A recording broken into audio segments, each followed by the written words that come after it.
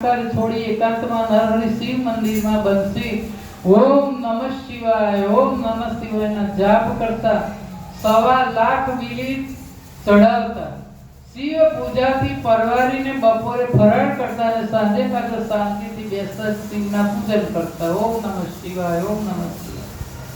એક દિવસની વાત છે, નરહરિ શિવના જાપ કરતા ને પંઢરપુરમાં લક્ષાધિપતિ શેઠ આવ્યા અને એમને વર્ષોથી નરહરિને દાગીના ગળાવતા, એટલે તેમને કહ્યું કે શ્રાવણ માસ ચાલે છે, શિવજીના દર્શન કરતો જાઓ। શેઠે કહ્યું, તમે તો આખો મહિનો અહીંયા ભક્તિ કરો છો અને 11 મહિના કુટુંબ કબીલા માટે પૂરું થાય એટલું કેવું કરી લો છો, આખો મહિનો તમે સરસ સેવા પૂજા કરો છો ભોળાનાથની।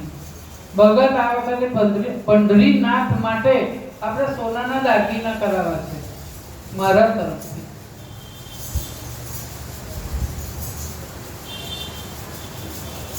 અને શ્રાવણ મહિનો પતી જાય, ભાદરવો મહિનો ચાલુ થાય ને તો કામ ચાલુ કરી દેજો, મારા આસો મહિનાનો ભગવાનને ચડાવવાના છે।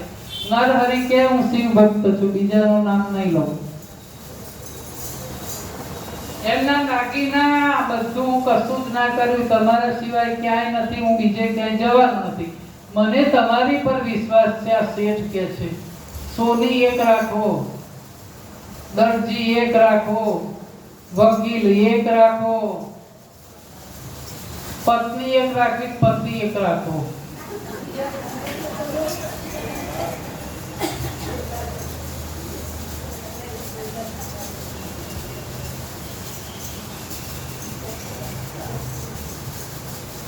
તમે વિષ્ણુ પુરાણ, રામાયણ, ભાગવત બધું વાંચ્યું, શિવ પુરાણ તો વાંચ્યું, પણ તો તમે એકવાર એને તો વાંચી જુઓ એટલે ખબર પડે કે હરિ ને હરિ એક છે।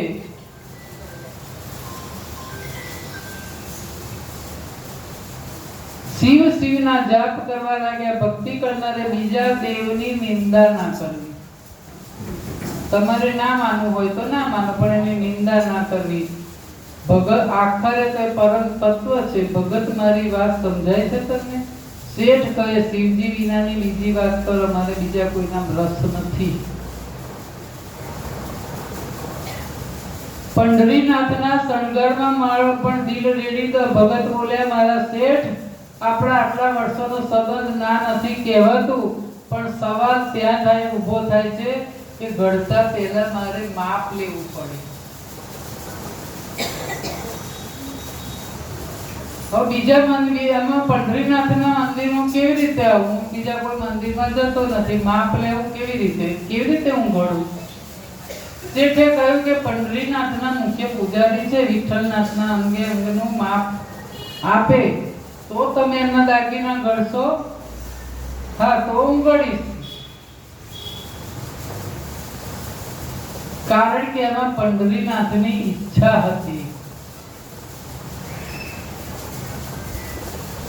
વાણી બોલાવે જાણી, કરમ લઈ જાય તાણી, સપનામાં જે ના સંભવતો, થાય બધું ગોવિંદને ગમતો, કૃપા તણીએ દાણી, કરમ લઈ જાય તાણી।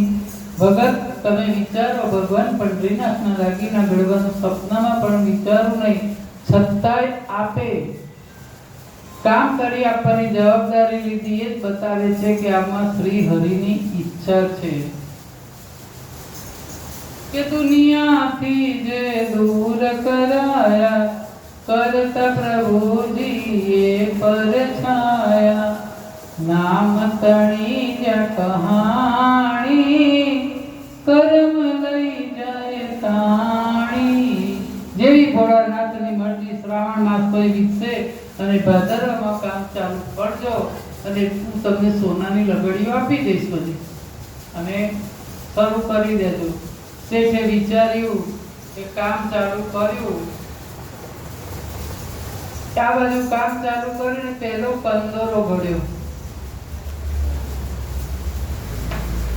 કંદોરો ઘડ્યો, હવે હાથનું હાથમાં કામ લીધું છે, ભાદરવો ઉતારવામાં તમારું કામ આપી દઈશ।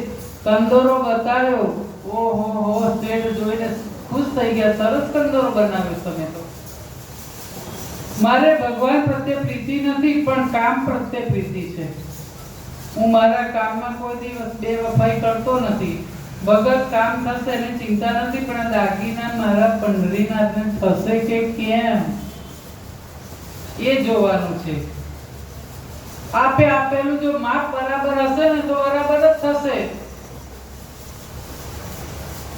કંદોરો લઈ મંદિરમાં ગયા, પૂજારીને આપ્યો, માપી જોયો, શેઠ કંદોરો બે આગળ ટૂંકો છે, પાછળ લઈને આવ્યા. મોટો કરાઈ લાવો. ભગત પાસે પાછા આવ્યા, પાછો વગાડ્યો, પાછો ટૂંકો હતો તે મોટો કર્યો. માપમાં ભૂલ થાય નહીં, પણ કદાચ થઈ હોય. ભોળાનાથની મરજી હતી, બીજા દિવસે મોટો કરી આપ્યો. માપ જોયું બરાબર છે, જે માપ આપ્યું હતું ને એ રીતે ગણ્યું તો બરાબર હતું, અને આપ્યું કે લો ફરી લઈ જાઓ. પંઢરીનાથને પહેરાવ્યો તો બે આગળ મોટો થયો. શેઠ આશ્ચર્યમાં પડી ગયા કે પૂજારી બરાબર માપ લે છે, હવે કેમ મોટો પડ્યો? ચોકસાઈથી જુઓ, ફરી કદાચ ભૂલ ના થતી હોય. તમે જાતે કંદોરો વીંટાળી જુઓ શેઠને કે ખરેખર શેઠે જોયું તો ખરેખર મોટો છે. પાછો લઈને આવ્યા. ભગત કોઈ દિવસ નહીં, આ વખતે કેમ આવું થાય છે? એક દાગીનો 3 વાર કરાવવો પડ્યો. કોઈ ના કોઈ પણ માપ લેવામાં ભૂલ કરો છો, મારી ભૂલ હોય જ નહીં. મેં તમારા દેવને જોયા નથી, તમે કહો તેમ નાનો મોટો કરી આપું છું. પછી આમ થાય છે કેમ ભગત? મેં જાતે પંઢરીનાથને પહેરાવી જોયો.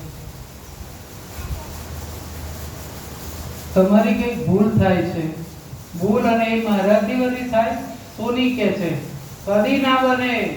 ભગતજીનો અહમ ગવાયું અને બોલ્યા, શેઠ મારે તે ભૂલને 12મો ચંદ્રમાં છે, મારે કોઈ દિવસ ભૂલ થાય નહીં.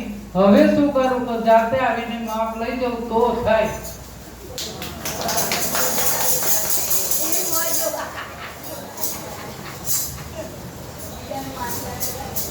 ચાલો ત્યારે ત્યાં આવીને માપ લઈ જવું. બોલતા તો બોલતી ના બોલી નાખી, પણ હવે શું કરવા? તો મોટી ભૂલ કરી, તો કોઈ મંદિરમાં જતો નથી. ભગત ત્યાં આવીને માપ લઈ જાવ તો બધી ઉપાધિ મટી જાય. શેઠ એમ કહી અને કહ્યું કે જો હું આંખે પાટા બાંધી અને તમારા દેવનું માપ લઉં, મારે એમનું મોઢું જોવું નથી. મારાથી અન્યાય થાય ને તમારું કામ થાય, બરાબર?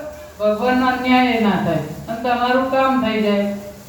ભગત તમે કોઈ બરાબર છે. નરહરી ભગતે કચ્છ કચાવીને આંખે પાટો બાંધ્યો. ભગતને દોડતા દોડતા શેઠ પંઢરીનાથના મંદિરમાં લાવ્યા અને ત્યાંના લોકો આશ્ચર્યમાં પડી ગયા. સૌ એકબીજાને પૂછે કે આ ભેદ કઈ સમજાતો નથી.